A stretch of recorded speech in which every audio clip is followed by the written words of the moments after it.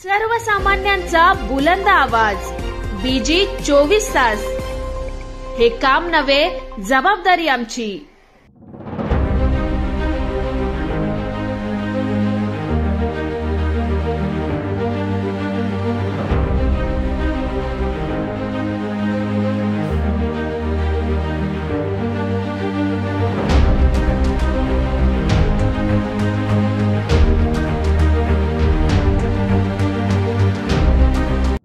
मी Ramesh Shantaram Kadam, police मित्र संघटना, नवी दिल्ली, भारत प्रदेश उपाध्यक्ष। कर्जतकर नागरिक आपल्या सर्वांना जय जिजाऊ, जय शिवराय, जय संभाजी, जय संविधान। आम्ही आज कर्जत तालुक्यातील माननीय उपविभागीय अधिकारी तसेच माननीय तहसीलदार साहेब आणि पोलीस स्टेशन निरीक्षक कर्जत यांना निवेदन दिलेलं आहे। हे निवेदन देण्यामागचं कारण असं आहे की आम्ही 2023 पासून आम्ही नदीपात्रातील अतिक्रमण हटवण्यासाठी व त्यांच्यावर कायदेशीर कारवाई करण्यासाठी उपोषण करत आहोत। पहिले उपोषण आम्ही फेब्रुवारी 2023 रोजी केलं। तेव्हाही आम्हाला प्रशासक म्हणजे पाटबंधारे उपविभाग अभियंता, त्यानंतर कोल्हाडचे कार्यकारी अभियंता यांनी आम्हाला तसं आश्वासन दिलं होतं की आम्ही सर्व अतिक्रमणावर कायदेशीर कारवाई करत आहोत, तरी आपण आपलं उपोषण स्थगित करावं। त्यामुळे आम्ही त्यांच्या विनंतीला मान देऊन आम्ही आमचं उपोषण त्यावेळेस स्थगित केलं। 1 वर्षानंतरही त्यांनी कुठल्या प्रकारची कारवाई केली नाही। त्यामुळे आम्हाला न विलाजस्तव पुन्हा फेब्रुवारी 2024 रोजी स्थगित आमरण उपोषण सुरू करणे भाग पडले। त्यावेळेससुद्धा अशाच प्रकारचं आश्वासन देऊन आमच्या आंदोलनाला, आमच्या आमरण उपोषणाला केराची टोपली दाखवली आणि गंभीरतेने घेतलं नाही। आम्ही आता तिसऱ्यांदा आमरण उपोषण करत आहोत। त्यामागचे कारण असं की आपण 2 दिवसापूर्वी अतिवृष्टी म्हणता येणार नाही, 1, 2 ते 3 तासाच्या मर्यादित पाऊस पडलेला होता।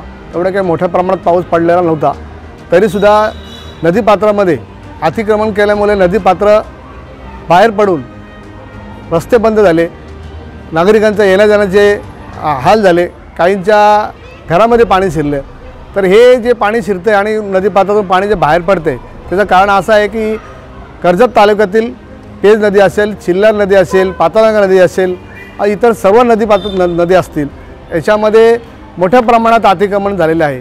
मोठ्या प्रमाणात म्हणजे जवळजवळ 140 लोकांनी अतिक्रमण केलेलं आहे आणि त्या अतिक्रमणधारकांना या पाटबंधारे विभाग उपअभियंता भारत गुंटूरकर यांनी तब्बल 3-3, 4-4 वेळा नोटीस पाठवलेल्या आहेत। तरीसुद्धा कुठल्याही अतिक्रमणधारकांनी म्हणजे थोडं काय होईना कारवाई आपला अतिक्रमण काढून घेण्याची कारवाई केली नाही, किंवा पाटबंधारे उपविभाग अभियंता असतील किंवा कोल्हाडचे कार्यकारी अभियंता असतील, पवार आहेत, त्यांनीसुद्धा कुठल्या प्रकारचं अतिक्रमण काढण्यासाठी पुढची प्रोसिजर केली नाही।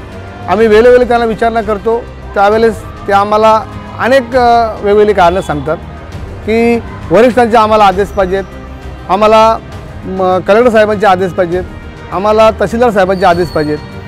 तसं जर पाहिलं तर अतिक्रमणधारकांना नोटीस पाठवल्यानंतर जर का त्यांनी कुठल्याही प्रकारचं नोटिसीला उत्तर दिलं नसेल किंवा उत्तर दिलं असेल आणि त्यांचं काम खरोखर अनधिकृत असेल, तर या स्थानिक प्रशासक म्हटलं तर पाटबंधारे उपविभाग अभियंता आणि कार्यकारी अभियंता कोल्हाड यांना ते अतिक्रमण काढून टाकण्याचे अधिकार आहेत। याचा आम्ही संपूर्ण पाठपुरावा करून अभ्यास केलेला आहे।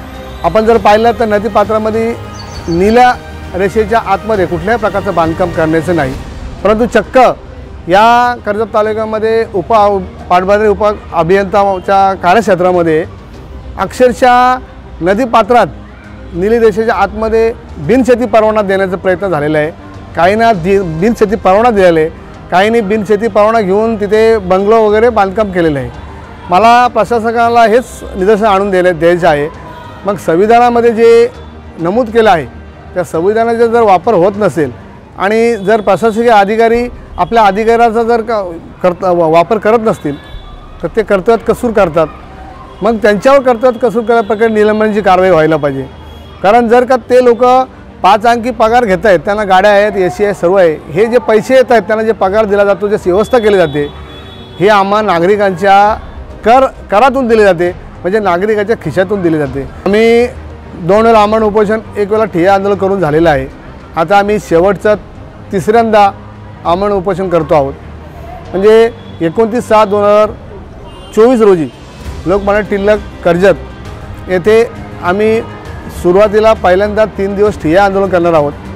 ठिय्या आंदोलनाची दखल जर घेतली नाही तर आमरण उपोषण करणार आहोत.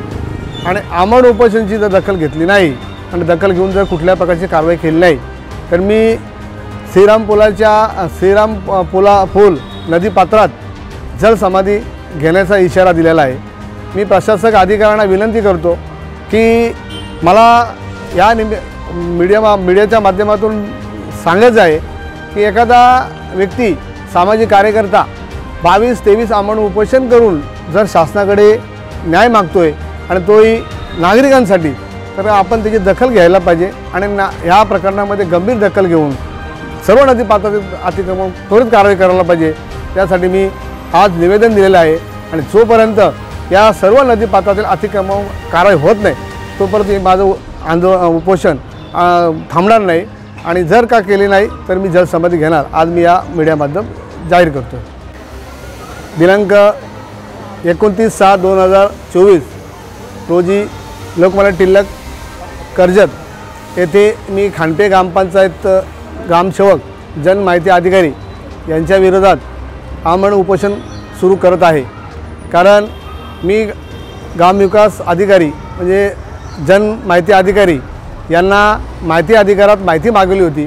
त्या माहितीमध्ये त्यांनी अर्धवट माहिती मला देण्याचा प्रयत्न केला, ती मी स्वीकारली नाही. परंतु त्यांनी मला माहिती देण्याच्या संदर्भात सर्व फी घेतलेली आहे, रीतसर मला पावती दिलेली आहे, परंतु वेळेत मला माहिती दिलेली नाही.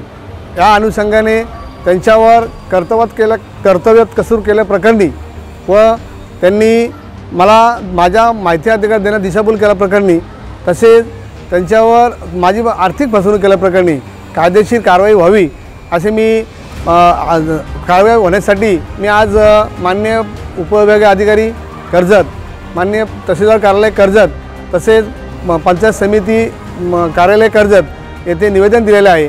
या तरी मी प्रशासकाला विनंती करतो, आपण माझ्या या निवेदनाची दखल घेऊन आपण त्या ग्रामसेवकावर कारवाई करावी.